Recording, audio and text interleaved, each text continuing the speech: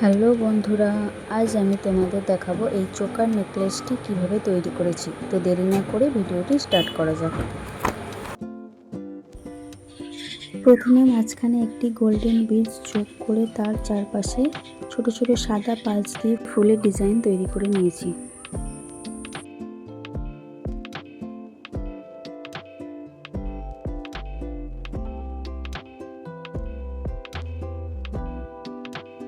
এরপর একে একে সব পালস জোড়া লাগিয়ে তৈরি করেছি এই সুন্দর পেন্ডেন্টগুলি।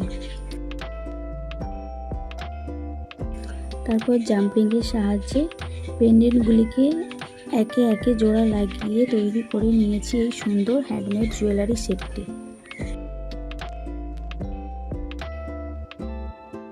ডিজাইনটি যে কোনো অকেশনের জন্য একদম পারফেক্ট।